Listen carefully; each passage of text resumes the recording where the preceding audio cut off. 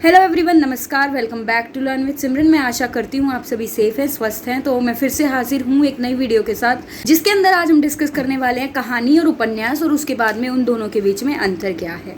तो शुरू करते हैं पहले उपन्यास के साथ। तो जो उपन्यास है वो कहा जा सकता है कि कहानी का एक बड़ा स्वरूप जो होता है उसको उपन्यास कहते हैं।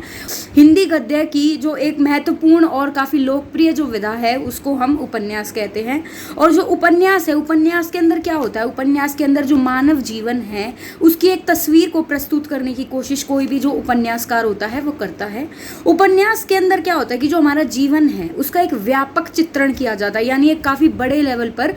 जैसे जो कहानी होती है, कहानी एक संक्षिप्त रूप में किसी भी घटना का वर्णन होता है, लेकिन जो उपन्यास है वो कई कहानियों को मिला करके आप अपन उपन्यास बना सकते हैं। जैसे कि अलग अलग घटनाओं को जब हम श्रृंखला के अंदर जब लिखते हैं तो वो उपन्यास बन जाता है। देखो, जो उपन्यास है वो शुरू कैसे हुए, तो जो हिंदी के उपन्यास है, शुरुआत में हिंदी के उपन्यास नहीं लिखे जाते थे। हिंदी के अंदर जो और भाषा के उपन्यास थे उनको अनुवाद किया जाता था।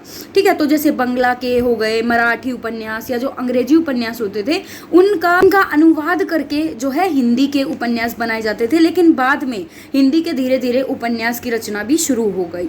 और जो देखो, अब जो हमारा उपन्यास है उसको प्रभावित क्या क्या चीज़ें करती हैं, उसको जिस समय पर जिस काल में वो उपन्यास लिखा जा रहा है उस समय का वेश होता है, उस समय की जो परिस्थिति होती है उसी के अनुसार जो उपन्यास है उसकी रचना की जाती है। जैसे अभी कोरोना चल रहा था थोड़े समय पहले, तो यदि कोई मनुष्य या कोई कलाकार जो है वो उपन्यास लिख रहा है तो हो सकता है कि जो परिवेश उन्होंने कोरोना के समय पर देखा वो अपने उपन्यास में उसी चीज़ का चित्रण और वर्णन कर दें। तो उसके बाद देखो, अब जो हिंदी के उपन्यास है वो कैसे शुरू हुए। जो शुरुआती हिंदी के उपन्यास थे उनके अंदर काफ़ी ज़्यादा तिलस्मी प्रकार के उपन्यास लिखे जाते थे। जैसे कि तिलस्मी क्या होता है, तिलस्मी होता है जिसके अंदर जादू हो, चमत्कार की बातें हों, कारनामे बड़े बड़े जिसके अंदर दिखाए गए हों। ठीक है, तो ऐसे जो हिंदी उपन्यास शुरुआती तौर पर लिखे जाते थे। उसके बाद अब आते हैं उपन्यास के तत्व क्या होते हैं। तत्व होते हैं एलिमेंट्स की, उपन्यास के अंदर क्या क्या चीज़ें होती हैं। तो पहले तत्व पर आते हैं। तत्व वही सेम है, अगर आपने मेरी नाटक वाली वीडियो देखी है तो वही, अगर आपको वहाँ तत्व समझ आ गए हैं तो हर एक विधा, चाहे वो नाटक हो, चाहे वो एकांकी हो, चाहे वो कहानी हो, चाहे वो यात्रा वृत्तांत, तो सबके जो तत्व होते हैं वो काफ़ी सिमिलर और काफ़ी सेम होते हैं। तो तत्व शुरू करते हैं उपन्यास के। तो जो सबसे पहला और सबसे महत्वपूर्ण तत्व है वो होती है कथावस्तु। कथावस्तु क्या होती है कि जो घटनाक्रम होता है कि कौन कौन सी घटनाएं उपन्यास के अंदर हुई हैं। तो जो उपन्यास की जो कथावस्तु वो काफ़ी ज़्यादा बड़ी होती है, काफ़ी ज़्यादा घटनाएं जो है एक उपन्यास के अंदर आते हैं। और ये महत्वपूर्ण है कि जो उपन्यास की कथा वस्तु है, जो उसके घटना के जो उसकी घटनाएं हैं, उन घटनाओं को एक क्रमबद्ध तरीके से उनको एक ऑर्डर में लगाया जाए उपन्यास के। तभी तो एक ऑर्डरली हम उपन्यास पढ़ पाएंगे, उसका रोचक कार्य वो काफ़ी ज़्यादा तभी होगा उपन्यास। कथा वस्तु के बिना अगर हम कोई रचना करते हैं तो वो रचना पॉसिबल ही नहीं है। ठीक है, और जो कथा वस्तु होनी चाहिए उपन्यास की, वो अच्छी कथा वस्तु कैसी होती है, जो काफ़ी ठोस और श्रृंखलाबद्ध हो। ठीक है, 1 बाय 1 हो। साथ में कोशिश करनी चाहिए कि जो अनावश्यक प्रसंग जो होते हैं, जो मतलब ज़्यादा जिनकी अहमियत नहीं है, उनको अपने उपन्यास में लिखने की कोशिश करने से जितना ज़्यादा बचा जाए उतनी ही अच्छी कथा वस्तु एक उपन्यास की निकल करके आती है। ठीक है, अब आगे चलते हैं। दूसरा तत्व है चरित्र और चित्रण। चरित्र और चित्रण में आ जाते हैं हमारे पात्र, यानी कैरेक्टर्स। जो एक उपन्यास होता है उसके अंदर अलग अलग पात्र होते हैं, अलग अलग कैरेक्टर्स होते हैं, जिनके अपने अलग अलग रोल्स होते हैं, किरदार होते हैं। तो जो चरित्र है उपन्यास में मेनली 1 या 2 मुख्य पात्र होते हैं, और जितने भी पात्र होते हैं वो एक तरीके से सहायक होते हैं मुख्य पात्र के, और उसके पात्र को जो है चमकाने में उनका काम लगा रहता है। ठीक है, अब उसके बाद अगला जो हमारा तत्व आता है वो आता है परिवेश। परिवेश के अंदर जो हमारा उपन्यास है वो कहाँ पे लिखा गया है, किस चीज़ को वहाँ पे दर्शाया गया है, कौन सा समय उसमें दर्शाया गया है, तो वो सब हमारा परिवेश के अंदर आ जाता है कि कौन सा देश काल है, कौन सा गाँव है। अगर गाँव का परिवेश दिखाया गया है तो जो उपन्यास है, उपन्यास के पात्र जो हैं वो कहीं गाँव में रह रहे होंगे, या वो घूमने के लिए अगर जा रहे हैं तो वो गाँव में खेतों में घूमने जा रहे हैं। तो मतलब जो भी चीज़ें, जो भी एक्टिविटीज़, जो भी घटनाएं होंगी वो सारी गांव को लेकर ही वहाँ पर उसके इर्द गिर्द घूमेंगी। उसके बाद हमारा चौथा जो आता है तत्व वो है भाषा शैली, कि भाषा कैसी है एक उपन्यास की। ठीक है, अब जो हर एक लेखक होता है, हर एक उपन्यासकार होता है, वो अपने ढंग में जो है एक उपन्यास की रचना करता है, अपने तरीके से अपनी भाषा इस्तेमाल करता है। तो जो उनका तरीका होता है उस तरीकों को शैली कहा जाता है कि किसी लेखक की कैसी शैली है। ठीक है। अगला जो हमारा तत्व है, आखिरी तत्व है प्रतिपाद्य। प्रतिपाद्य होता है किसी भी उपन्यास का उपदेश क्या है या उसका उद्देश्य क्या है। ठीक है, वो क्या उद्देश्य के साथ जो है इस उपन्यास को लिख रहे हैं। तो ये था हमारा उपन्यास। अब चलते हैं कहानी पर कि कहानी क्या होती है और कहानी के कौन कौन से तत्व हैं। तो कहानी क्या होती है? कहानी एक ऐसा आख्यान होता है, एक ऐसा वर्णन होता है जो कि बैठक में बैठकर पढ़ा जा सके और जो किसी भी पढ़ने वाले पर, जो उसका पाठक होता है, उसके ऊपर अच्छा प्रभाव उत्पन्न कर सके, वो होती है कहानी। जिसका कोई उद्देश्य हो, जिससे हमें कोई सीख मिले, तो वो क्या कहलाती है? कहानी कहलाती है। ठीक है। अब जो कहानी है, कहानी के तत्व भी सेम है, वही कथा वस्तु, परिवेश। ठीक है। तो सबसे पहला जो तत्व है वो है कथा वस्तु। कथा वस्तु यानी जो उस कहानी के अंदर वर्णित घटनाएं हैं, कि जिन जिन घटनाओं का वर्णन हुआ है, वो कहलाती है हमारी कथा वस्तु।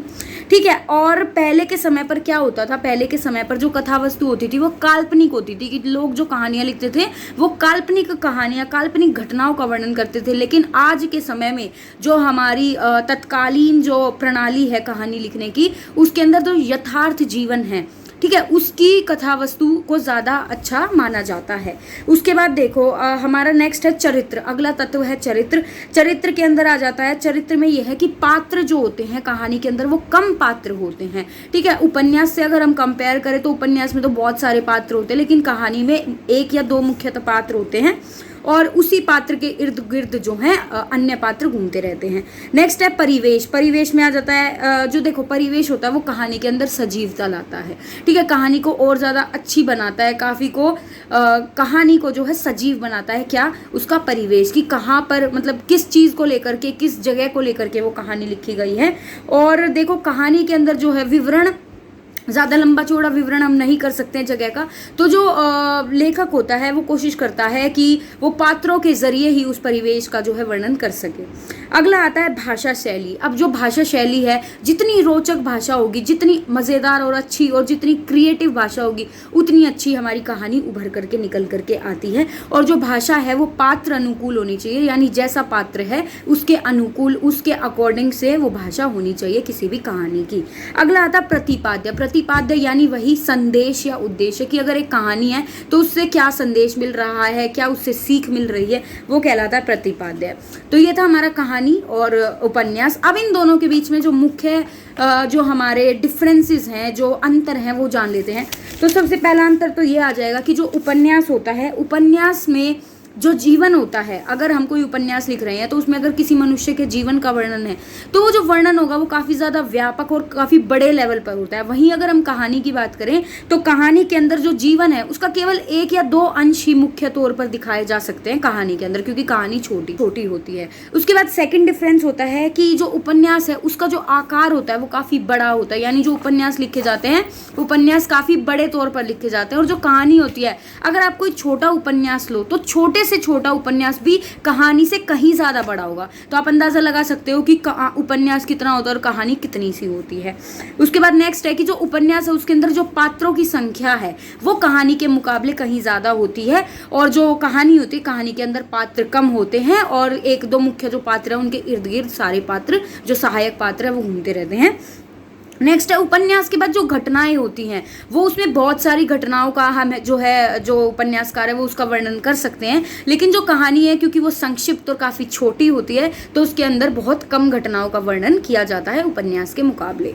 अगला है जो उपन्यास है वो उसके अंदर जो भी विचार है वो उपन्यासकार अपने विचारों को काफ़ी विस्तार के साथ जो है लिख सकता है, क्योंकि उपन्यास की कोई सीमा नहीं होती। वहीं अगर हम कहानी की बात करें तो कहानी के अंदर जब कोई लेखक अपने विचार डालने की कोशिश करता है तो वो जो विचार होते हैं वो काफ़ी सांकेतिक होते हैं, मतलब वो जो उसके कैरेक्टर्स होते हैं, जो पात्र होते हैं, पात्र की जो वार्तालाप होती है, जो उनकी संवाद होता है, उसके जरिए वो अपने उद्देश्य को और अपने विचारों को प्रस्तुत करने की कोशिश करता है कोई भी लेखक कहानी के अंदर। तो ये था हमारा कहानी और उपन्यास के बीच में अंतर। मैं आशा करती हूँ आपको समझ आया होगा और आप आंसर लिख पाएंगे। Thank you so much for watching. Please do like, share and subscribe to my channel. Thank you for watching.